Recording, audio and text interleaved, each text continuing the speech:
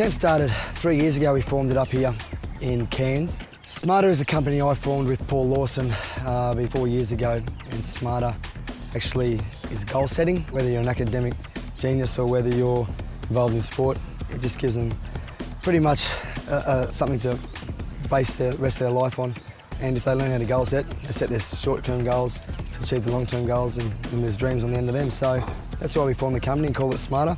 And we are a strength and conditioning company. We're a little bit different than rugby league development. That's the lifting weights, the physical development, the conditioning side of it. The skill side of it to us is not a big part of being a footballer. The clubs themselves, they go develop that side of it. We just form the other side of it. Strengthening is developing your body and obviously getting bigger and stronger. And if you see some of these kids behind me, compared to some of the kids you would see in the Sydney competition, they're half the size. They play exactly the same age group. And mate, I've taken about 3 or 4 of these kids down every year after these camps, and they're honestly half the size of the kids down there. So we obviously get them in the gym. We don't let them lift weights until they can pull their own body weight up, or they can squat their own body weight, or they can press half their own body weight. Then we'll put a weight in their hand. Other than that, and age has a lot to do with it too. Around 16 years of age, you'll pick a weight up.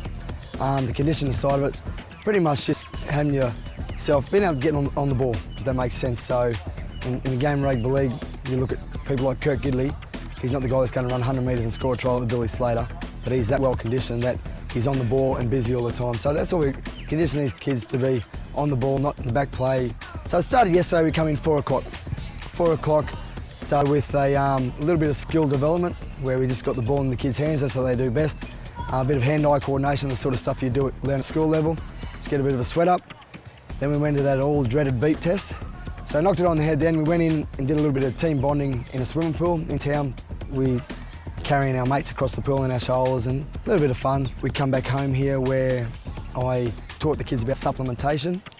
And after the supplementation, we watched the football. And after the football, we shut it down.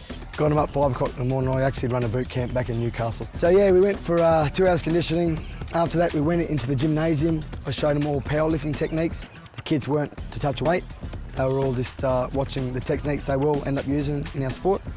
Then we went into a body strength competition where they had to chin up their own body weight as many times as they can, dip their own body weight as many times as they can.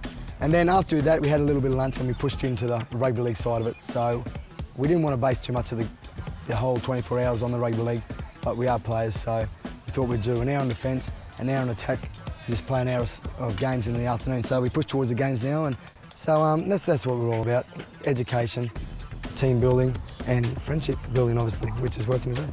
Obviously, fun is a big part of it. So what we've done is gone to Skill 360 up here, which is our main sponsor of this camp.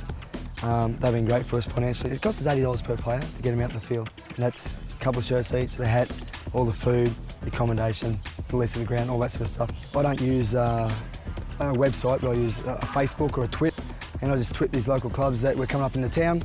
And then we also work through the local schools. Paul's involved in this community, so he goes through sponsors and stuff, and then they just sort of come from the woodwork. Callum was a lot of fun. He entertained a lot of us. He won't say he's the best performer of the day because he went missing a couple of times. But what he did do is something I thought was very special. Is he grabbed Groves when his backside was hanging out this morning, and he stayed with you and he wouldn't leave the side, would he, brother? He's seen you right to the end of some of them drills, so I thought it was pretty special to do that for your friend. And that's the sort of teammate and the mateship we're pulling out of this camp. What we've done here for the last 24 hours is some of the hardest stuff you're ever going to do in your life. It's all strength, conditioning, development.